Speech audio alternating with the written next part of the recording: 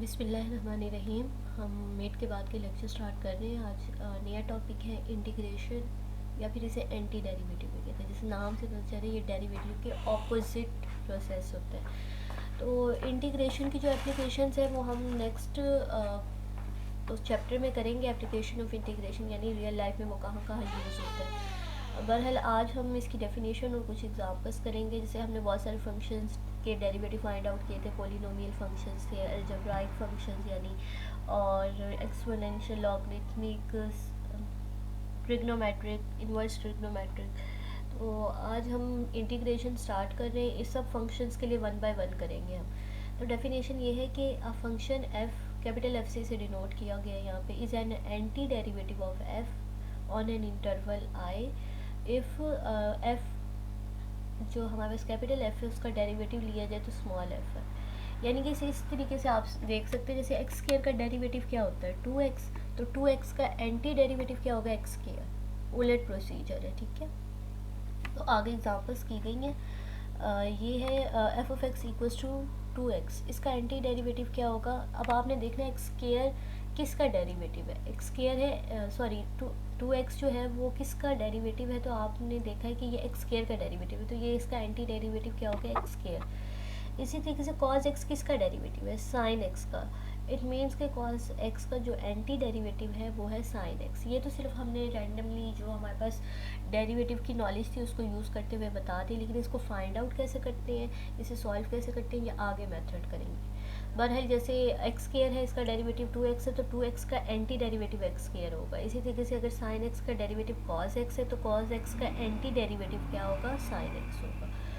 तो 2 वेज हो गए, जाने का भी रास्ता है साइन एक्स से कॉस एक्स तक, और कॉस एक्स से वापसी का रास्ता जो है वो एंटी डेरिवेटिव है।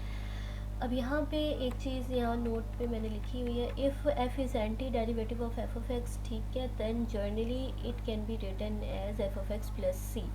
जब भी आप इंटीग्रेशन परफॉर्म करते हैं, जो आंसर आता है उसके साथ आप एक कांस्टेंट को ऐड करते हैं। इस कांस्टेंट को कांस्टेंट ऑफ इंटीग्रेशन करते हैं, और ये हर बार करते हैं। जैसे इंटीग्रेशन आप एंड करते हैं, इंटीग्रेशन का जो प्रोसीजर है वो आप उस पर अप्लाई कर देते हैं, तो उसके साथ आप कांस्टेंट ऑफ इंटीग्रेशन को ऐड करते हैं। क्यों करते हैं ये भी आगे मैंने बताया होगा, ठीक है। पेज कहाँ गया वो वाला, ये देखिए, ये ना आगे पीछे हो गए पेज। ये वाला पेज है, इसके बाद नोट के जो दूसरा पॉइंटर है ये वाला पेज है, वो पहले मैंने बना ली है पिक उसकी। चले बहरहाल वाई वो यूज़ कांस्टेंट ऑफ इंटीग्रेशन क्यों यूज़ किया जाता है। अब देखिए आपके पास दो फंक्शन है, ये जो कैपिटल एफ ऑफ एक्स लिखा हुआ है ये देखिए, ये है एक्स स्क्वायर और ये है एक्स स्क्वायर प्लस 2। अब आप इसका ज़रा डेरिवेटिव लें एक्स स्क्वायर का, तो क्या बनता है 2x, और इसका एक्स स्क्वायर प्लस 2 का डेरिवेटिव लें वो भी 2x बनता है। इसी तरीके से एक्स स्क्वायर प्लस 1 का डेरिवेटिव भी 2x होगा, एक्स स्क्वायर प्लस 3 का डेरिवेटिव भी 1 होगा। यानी कि जब आप एंटी डेरिवेटिव ले रहे हैं तो आपके पास जो कांस्टेंट है वो मिस हो जाते हैं। अब जैसे मैं कहती हूँ एक्स स्क्वायर की इंटीग्रेशन एक्स स्क्वायर है, 2x की इंटीग्रेशन एक्स स्क्वायर है, तो 2x की इंटीग्रेशन ये भी तो हो सकती है, एक्स स्क्वायर प्लस 3 भी हो सकती है, 5 भी हो सकती है, एक्स स्क्वायर प्लस 9 भी हो सकती है। तो वो कांस्टेंट कहाँ गया, उस कांस्टेंट को कवर करने के लिए कोई भी हो सकता है। जैसे यहाँ पे कांस्टेंट 1 है, यहाँ पे 2 है, हो सकता है 3 4 5, कोई भी कांस्टेंट हो सकता है। तो इसलिए हम आर्बिट्ररी कांस्टेंट लगा देते हैं, क्योंकि हमें नहीं पता कि जो इसका बैकग्राउंड है वो उसमें कांस्टेंट कौन सा है। तो हम प्लस सी जो है ना वो लगा देते जर्नली, कुछ भी हो सकता है 1 2 3।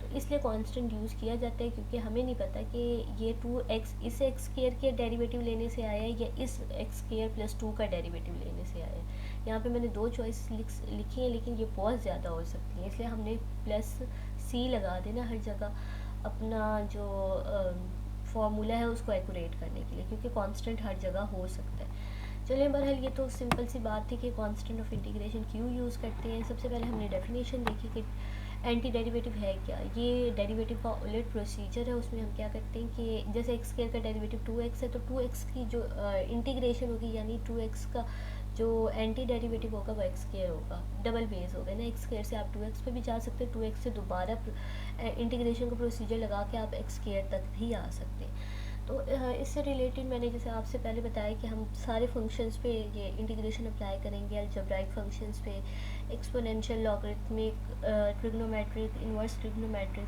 तो सबसे पहले यहाँ पे हम कर रहे हैं पॉलिनोमियल्स के लिए। सिंपल फंक्शन एक्स एन, जैसे हमने वहाँ पे भी पावर रूल किया था सबसे पहले कि एक्स की पावर 2 हो तो उसका डेरिवेटिव कैसे लिखते हैं, पावर आगे आ जाती है और पावर में से 1 को हम माइनस कर देते हैं। यहाँ पे क्या करना है हमने, यहाँ पे हमने करना है ये जो कर्ल जैसा साइन है ये इंटीग्रेशन का साइन है, और ये डी एक्स आपने लगाना है कि हम एक्स के लिहाज से इंटीग्रेशन कर रहे हैं। यहाँ पे अगर टी होता है तो यहाँ पे आप डी टी लगाते, यहाँ पे अगर एस होता है तो यहाँ डी एस लगाते, यानी कि जो भी फंक्शन आपने इंटीग्रेट करना है वो आपने इस साइन और डी एक्स के दरमियान में लिखना है। ठीक है, ये साइन और इसके दरमियान में वो फंक्शन आपने लिखना है जिसकी इंटीग्रेशन आप करना चाह रहे हैं। फॉर एग्जांपल आपके पास एक्स की पावर एन, एन यानी कि कोई भी पावर हो सकती है, 2 3 4 -2 -6 जो भी पावर हो सकती है नंबर्स में। तो इसमें आपने क्या करना है, आपने क्या करना है, पावर में 1 को ऐड करना है। डेरिवेटिव में हम क्या करते हैं, माइनस करते हैं, और जो पावर है उसे आगे मल्टीप्लाई करते हैं। अब देखिए यहाँ जो पावर है उसे हम नीचे डिवाइड कर रहे हैं, उलट कर रहे हैं, प्लस कर रहे हैं एक तो, और दूसरा हम पावर को नीचे डिवाइड कर रहे हैं। साथ में ये कांस्टेंट ऑफ इंटीग्रेशन हर जगह आएगा, जैसे कि मैं पहले यहाँ पे हम बता चुके हैं कि क्यों आता है डेरिवेटिव के सॉरी इंटीग्रेशन के साथ कांस्टेंट हम क्यों लगाते हैं। तो उसी रीज़न की वजह से हर जगह जब भी इंटीग्रेशन करेंगे आप कांस्टेंट ज़रूर अप्लाई करेंगे, प्लस करेंगे उसके साथ। तो ये n है पावर, इसमें आपने +1 करना है और उसी पावर के साथ आपने कर देना है डिवाइड। इससे रिलेटेड एग्जांपल्स की हुई है वो देख लेते हैं। जैसे एक्स स्क्वायर है, आपने इसका derivative find out sorry integration find out करनी, तो आप क्या करेंगे, 2 में 1 को ऐड कर देंगे और उसी पावर के साथ नीचे डिवाइड कर देंगे। ये हो जाएगा x 3/3 + c, सिंपल। ठीक है, पावर में 1 को ऐड किया और साथ में ही उससे डिवाइड कर दिया पावर से। आगे जो है वो है x4, तो सिंपल आपने 4 में 1 को ऐड करना है और 4 + 1 से ही डिवाइड कर देना है। ये आंसर आ जाएगा x 5/5 + c। ये तो हमारे पास थी पॉजिटिव पावर, देखिए ये 2 था, ये 4 था। अब हम थोड़े से नेगेटिव करते हैं, ये है 1/x²। अब हमें 1/x² की इंटीग्रेशन नहीं आती तो हम इसे ऊपर ले जाएंगे ताकि पावर नेगेटिव हो जाए और फिर हम इस पर ये वाला रूल लगा दें, x की पावर -2। अब इसकी इंटीग्रेशन कैसे करेंगे हम, -2 + 1 डिवाइडेड बाय -2 + 1, वही सेम हमने 1 को ऐड कर दिया और उसी से हमने डिवाइड कर दिया। तो ये आ जाएगा x की पावर -1/-1 और प्लस c। अब पावर को अगर पॉजिटिव करना है तो नीचे ले आएंगे, ये आ जाएगा -1/x + c। ठीक है, ये पावर रूल एक किस्म का इंटीग्रेशन का पावर रूल है।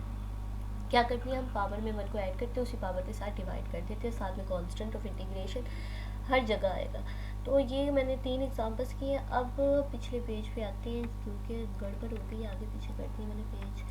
चलें जी, यहाँ देखें, अब मैंने एक और एग्जांपल किया 1/x, ऊपर ले जाएंगे पावर -1 हो जाएगी, -1 + 1/-1 + 1, जो रूल हमें पता है कि हमने पावर में 1 को ऐड करना है और उसी से डिवाइड कर देना, वही रूल अप्लाई कर दिया। ये हो जाए x की पावर 0/0। अब डिनोमिनेटर में तो 0 आ नहीं सकता, डिनोमिनेटर में 0 आ जाएगा तो फंक्शन जो हो जाएगा, वो जो चीज़ हो जाएगी वो अनडिफाइंड हो जाएगी। तो ये रॉन्ग है, ये इस 1/x के लिए ये वाला मेथड हम यूज़ नहीं कर सकते, क्योंकि इस पर आपके पास जो आंसर्स है, जो आंसर आ रहे हैं वो डिफ़ाइन ही नहीं है। तो इसके लिए कौन सा मेथड अप्लाई करेंगे ये हम आगे जो मज़ीद रूल्स करेंगे उसमें हमें पता चलेगा। तो बहरहाल इसे इस मेथड से नहीं करना, अक्सर स्टूडेंट ये गलती करते हैं, ये इस मेथड से नहीं हो सकता, सिर्फ 1/x के लिए। बाकी सब हो जाएंगे इसमें, 1/x², 1/x³, बाकी सारे जितने भी आपके पास पावर्स के साथ है, नेगेटिव पावर्स के साथ, उन्हें आप सॉल्व कर सकते हैं सिवाय x की पावर -1 को। चलें जी, ये वाला इस मेथड से नहीं हो सकता, इसके लिए हम आगे कोई मेथड देखेंगे कि कैसे होगा ये। इसके आगे कुछ रूल्स हैं। देखिए, एक रूल्स अलग होते हैं और फार्मूलाज अलग होते हैं। जैसे हमने वहाँ पे रूल्स किए थे कि अगर कांस्टेंट मल्टीप्लाई हो रहा हो और डेरिवेटिव लेना हो तो आप कांस्टेंट को बाहर ले आते, फंक्शन का डेरिवेटिव ले लेते। इसी तरीके से अगर दो फंक्शन ऐड हो रहे हैं या सब्ट्रैक्ट हो रहे हैं तो दोनों का अलग अलग आप डेरिवेटिव ले सकते हैं। तो सेम उसी तरीके से इंटीग्रेशन के भी रूल्स हैं। फॉर एग्जांपल, आपके पास एक फंक्शन है, आपने इसका डेरिवेटिव लेना है, सॉरी इंटीग्रेशन लेनी है, लेकिन इसके साथ कांस्टेंट के मल्टीप्लाई हो रहा है, तो आप क्या करेंगे, कांस्टेंट को बाहर निकाल लेंगे और फंक्शन का डेरिवेटिव लेंगे। ठीक है, जैसे सेम हमने डेरिवेटिव में किया था, कांस्टेंट को साइड पे करते थे और फंक्शन का डेरिवेटिव लेते थे, इधर भी ऐसे ही करेंगे, कांस्टेंट को बाहर निकाल देंगे और इंटीग्रेशन सिर्फ हम फंक्शन की लेंगे। इसी तरीके से अगर आपके पास दो फंक्शन ऐड हो रहे हो या सब्ट्रैक्ट हो रहे हो तब आपने क्या करना है, आपने अलग अलग इंटीग्रेशन अप्लाई करनी है। f(x) की अलग इंटीग्रेशन होगी और g(x) की अलग इंटीग्रेशन होगी। जैसे हमने डेरिवेटिव में किया था कि दो फंक्शन ऐड हो रहे हैं या सब्ट्रैक्ट हो रहे हैं तो आपने क्या करना है, अलग अलग डेरिवेटिव आप अप्लाई कर सकते हैं दोनों पे।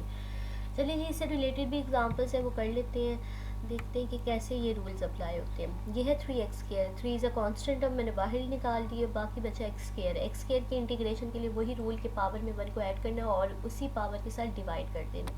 तो ये आ जाएगा 2+1 डिवाइडेड बाई 2+1, 3/3, 3 से कैंसिल, x³ प्लस सी हर जगह आपने लगाना है, कॉन्स्टेंट ऑफ इंटीग्रेशन आना चाहिए हर जगह। ठीक हो गया। इसी तरीके से -x4 है कि नेगेटिव फंक्शन है, यानी कि -1 है, ये भी कांस्टेंट टर्म होगी, इसे आप बाहर ले आएंगे -1 को, सिर्फ माइनस लिखा हुआ है यहाँ पे, ठीक है। तो x4 का आपने को इंटीग्रेट करना है x4 को, तो आप क्या करेंगे 4+1 divided by 4+1 plus C -x5/5 plus, ठीक है। तो सिंपल किया हमने कि ये जो नेगेटिव है, यानी ये भी एक कांस्टेंट टर्म होगी -1, इसे बाहर ले आएंगे और आप पावर में 1 को ऐड करेंगे, उसी से डिवाइड कर देंगे, जो इंटीग्रेशन का हमने पहला फार्मूला किया। चलिए जी, ये तो हो गई कि अगर कांस्टेंट मल्टीप्लाई हो रहे तो तब क्या करना है। अगर दो फंक्शन ऐड हो रहे हैं, जैसे x+1, ये दोनों ऐड हो रहे हैं, तो इसका आपने कैसे इंटीग्रेशन लेनी है। x है, x की पावर यानी कि 1 है, 1+1 डिवाइडेड बाई 1+1, तो ये x²/2 हो जाएगा। अब 1 की इंटीग्रेशन x होती है, कैसे x होती है, आपको पता है कि x का डेरिवेटिव आप लें तो क्या बनता है 1, तो 1 की इंटीग्रेशन क्या होगी x, क्योंकि उलट है ये प्रोसीजर, तो आपके पास जो 1 होगा उसकी इंटीग्रेशन x होती है। वैसे भी आप लिख सकते हैं 1 को हम लिख सकते हैं x की पावर 0, तो 0+1 डिवाइडेड बाई 0+1, तो ये आंसर x ही आएगा। साथ में एक ही दफ़ा कांस्टेंट लगाना है। अब देखिए दो फंक्शन हैं, दोनों के अलग अलग आपने कांस्टेंट नहीं लगाने, आपने एक ही दफ़ा प्लस सी लगा देना पूरी इंटीग्रेशन परफॉर्म करने के बाद। तो यहाँ पे तो सिंपल हमने पावर रूल लगाया 1+1 डिवाइडेड बाई 1+1, तो x²/2, और यहाँ पे भी पावर रूल ही लगा, लेकिन x की पावर 0 के साथ लगा, क्योंकि हम 1 को लिख सकते हैं x की पावर 0, तो 0+1 डिवाइडेड बाई 0+1, तो ये x 1/1 आ जाएगा, यानी x आ जाएगा। वैसे भी आप इस तरीके से भी देख सकते हैं कि x का डेरिवेटिव 1 होता है, तो 1 की इंटीग्रेशन क्या होगी, x होगी। तो ये 3 एग्जाम्पल इससे रिलेटेड हैं, और आगे चलते हैं, अब देखते हैं कि और क्या इसमें किया गया है। चलें जी, एक और एग्जांपल है, थोड़ी सी डिफरेंट है, लेंथी है एक किस्म की। हमारे पास है 3√x प्लस x, और इसकी इंटीग्रेशन हमने कर ली है दोनों की। तो पहले तो हम इसकी कर लेते हैं, क्योंकि हमें पता है कि इंटीग्रेशन के लिए आप अलग अलग अप्लाई कर सकते हैं अगर दो फंक्शन ऐड हो रहे हैं। तो पहले को मैंने अलग कर दिया, दूसरे को अलग कर दिया। पहले में जो कांस्टेंट है उसे बाहर ले आई, क्योंकि ये भी हमारे पास एक रूल है। कांस्टेंट बाहर आ गया, √x का आपने की इंटीग्रेशन करनी है और x की इंटीग्रेशन करनी है यहाँ पे। √x, अब अंडर रूट होता है 1/2 पावर के साथ, तो आपने 1/2 में +1 किया और उसी से आपने डिवाइड कर दिया 1/2 + 1। यहाँ पे 1 थी पावर, 1+1 डिवाइडेड बाई 1+1, यानी x²/2 हो गया। जब पावर को आप ऐड करेंगे ये 3/2 आ जाएगी, यहाँ पे भी ये आ रहा है 3/2 ठीक है। और अब हमने क्या करना है कि ये कांस्टेंट और ये जो है ये आपस में मल्टीप्लाई हो जाएंगे। सारी बातें डबल फ्रैक्शन आ रही है तो ये उलट जाएगा, ये ऊपर चला जाएगा 2 और 2 3 6 डिवाइडेड बाई 3, x की पावर 3/2। यहाँ पे मिस्टेक कर दी मैंने, 2/3 लिख दी है।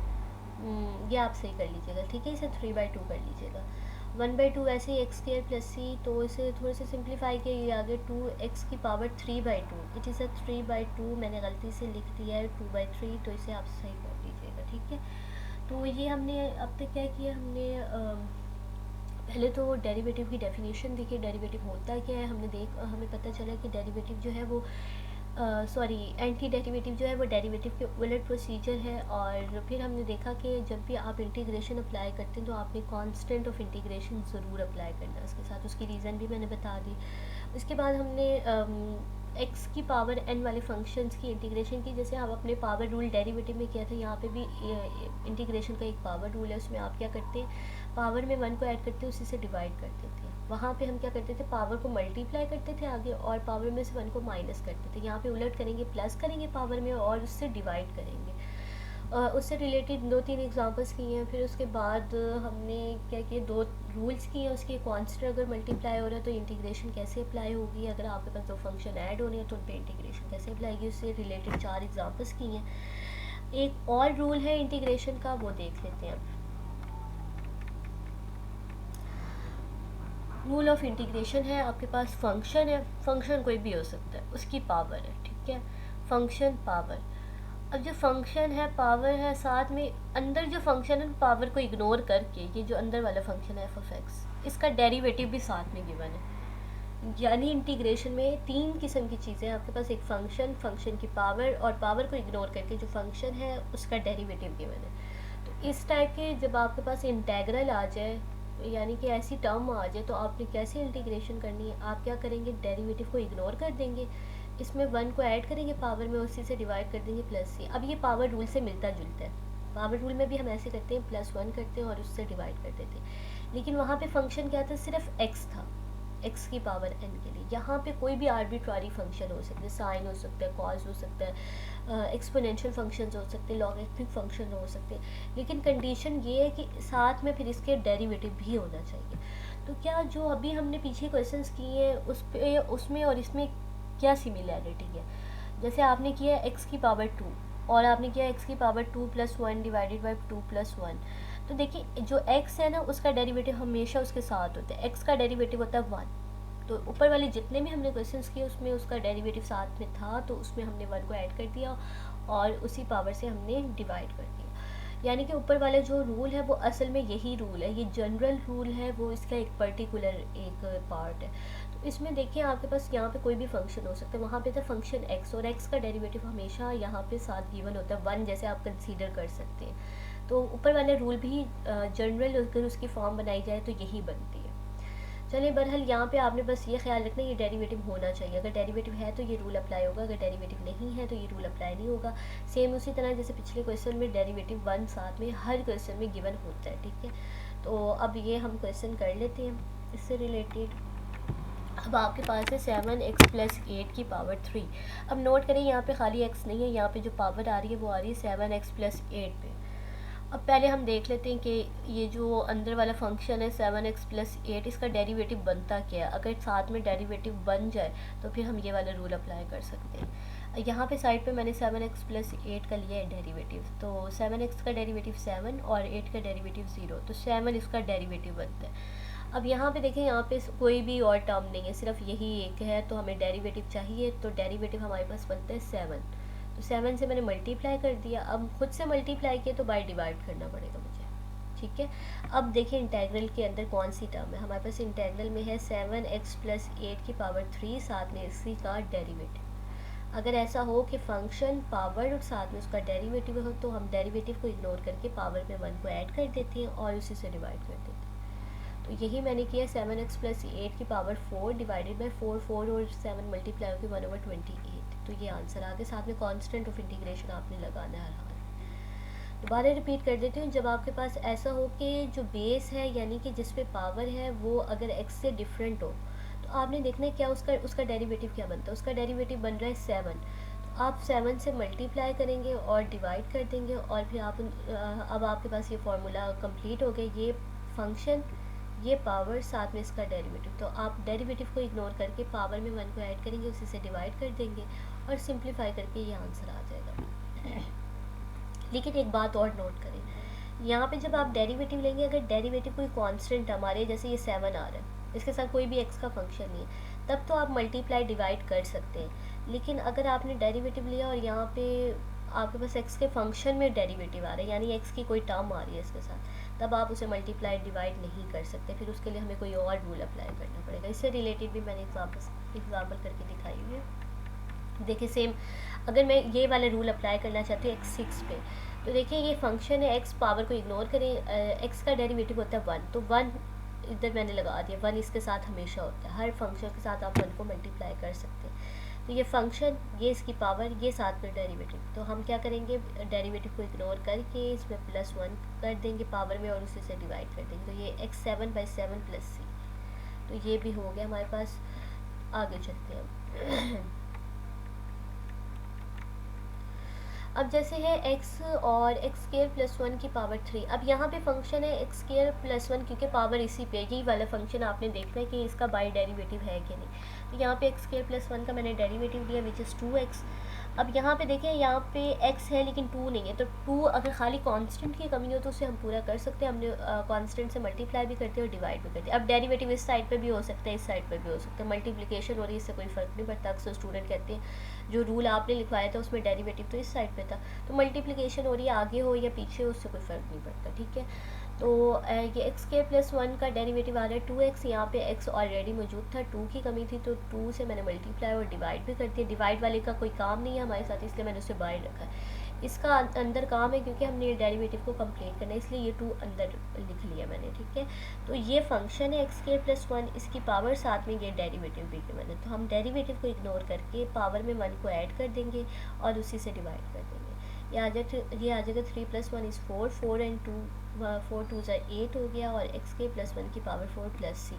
बहुत सिंपल सा क्वेश्चन था, बस ये था कि इधर 2 नहीं था तो 2 से हमने मल्टीप्लाई डिवाइड कर लिया। डिवाइड वाले जो कांस्टेंट है उसका हमें उसकी ज़रूरत नहीं, इसलिए बाहर रखा उसे। इसकी ज़रूरत थी क्योंकि हमने इसका डेरिवेटिव कंप्लीट करना था।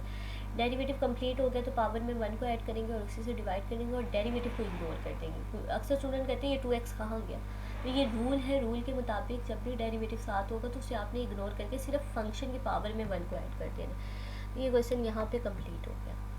आगे देखते हैं, ये है हमारे पास x³ + 1 की पावर 4। अब मैं देखती हूँ ये जो अंदर वाला फंक्शन है इसका डेरिवेटिव क्या बनता है। इसका डेरिवेटिव बन रहा है 3x²। अब कुछ स्टूडेंट कहेंगे चलें जी 3x² नहीं है तो हम ऐसा करते हैं, इससे डिवाइड कर लेते हैं, इससे मल्टीप्लाई कर लेते हैं। ऐसा नहीं कर सकते। अगर आपके पास सिर्फ कांस्टेंट की कमी है, जैसे यहाँ पे 2 की कमी थी, तो कांस्टेंट से आप मल्टीप्लाई डिवाइड कर सकते हैं क्योंकि कांस्टेंट की आपको पता है वैल्यू 2 ही है। लेकिन अगर आपके पास जैसे यहाँ पे x का फंक्शन भी साथ आ रहा है और फिर x है ही नहीं, आप खुद से डिवाइड करें मल्टीप्लाई करें, तो x की वैल्यू तो हमें पता नहीं है।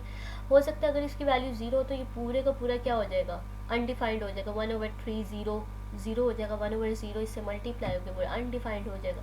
इसलिए आप अपने से वेरिएबल को मल्टीप्लाई डिवाइड नहीं कर सकते, सिर्फ कांस्टेंट टर्म को कर सकते हैं। जैसे यहाँ पे मैंने किया था 2 को मल्टीप्लाई और डिवाइड, क्योंकि वो एग्जैक्ट वैल्यू है, कंफर्म है कि ये 2 ही है, ये कभी भी अनडिफाइंड नहीं करेगा ना हमारे पास इंटीग्रल को। लेकिन यहाँ पे 3x² से आप मल्टीप्लाई डिवाइड नहीं कर सकते क्योंकि x की वैल्यू आपको पता नहीं है, x वेरिएबल है। x अगर 0 हो गया तो ये तो अनडिफाइंड फॉर्म बन जाएगी। इसलिए इस चीज़ का ख्याल रखना है। अगर सिर्फ कांस्टेंट की कमी हो तो आप उसे पूरा कर सकते हैं, आप खुद से वेरिएबल मल्टीप्लाई डिवाइड नहीं कर सकते। तो इस तरीके से अगर ये है तो इसे ये गलत है मेथड, ये आप भी अप्लाई कर सकते। तो इस इंटीग्रल को सॉल्व करने के लिए कौन सा मेथड अप्लाई करेंगे, ये हम फर्दर जब मज़ीद आगे एक्सरसाइजेस करेंगे तो उसमें हमारे पास ये मेथड आएगा, ठीक है। फ़िलहाल इसे नहीं करना है। जैसे 1/x पे हमने देखा था उससे भी हम नहीं कर सकते और इस वाले क्वेश्चन को भी नहीं कर सकते। चलिए जी आगे चलते हैं। यहाँ पे है 7x - 1 अंडर रूट है। अंडर रूट आपको पता पावर 1/2 होती है, तो ये वाला फंक्शन हमने देखना है कि इसका डेरिवेटिव क्या बनता है 7x - 1 का। साइड पे मैंने ये डेरिवेटिव लिया, इसका डेरिवेटिव 7 बन रहा है। 7 ऑलरेडी यहाँ पे मौजूद है, हमें कोई भी मल्टीप्लिकेशन डिवीजन करने की कोई ज़रूरत नहीं है। फंक्शन है, पावर है, साथ में उसका डेरिवेटिव गिवन है, तो डेरिवेटिव को इग्नोर करके पावर में 1 को ऐड कर देंगे, उसी से डिवाइड कर देंगे। 1/2 + 1 = 3/2 और ये भी 3/2 क्योंकि डबल फ्रैक्शन में आ रहा है उलट जाएगा, ये आ जाएगा 2/3। 7x - 1 की पावर 3/2 + c। सिंपल था, डेरिवेटिव साथ में गिवन था, बस आपने पावर में 1 को ऐड किया और उसी से डिवाइड कर दिया। तो ये लेक्चर यहीं पे ख़त्म हो गया। आज के लेक्चर में हमने पोलिनोमियल फंक्शंस यानी एक्स की पावर्स वाले जो थे उस पर देखा कि क्या रूल अप्लाई होगा। इसके अलावा एक और रूल किया कि अगर बेस एक्स से डिफरेंट हो तब आपने कौन सा रूल अप्लाई करना है। और एक दो मैंने ऐसे क्वेश्चंस किए जिनकी इंटीग्रेशन इन रूल से पॉसिबल नहीं होते, जैसे 1/x की, और एक और किया था x³ + 1 की पावर 2 या 4 जो भी था। तो इनके लिए और मेथड हम अप्लाई करेंगे, वो हम अगले लेक्चर में करेंगे। तो फ़िलहाल ये लेक्चर देख लीजिएगा। और इससे रिलेटेड जो एक्सरसाइज है ना, ये मैंने ऊपर लिख दी है कि 4.8 में इससे रिलेटेड आपको क्वेश्चंस मिल जाएंगे। तो 4.8 के जो क्वेश्चंस हैं वो प्रैक्टिस कर लीजिएगा। जितने प्रैक्टिस करेंगे उतना आपको समझ आएगी कि डेरिवेटिव इंटीग्रेशन आपने कैसे लेना। लेक्चर में अगर कोई बात नहीं समझ आई तो हम लाइव सेशन में इसको डिस्कस कर लेंगे। फ़िलहाल अब ये लेक्चर एंड करते हैं और फिर आपसे जूम पे बात करेंगे।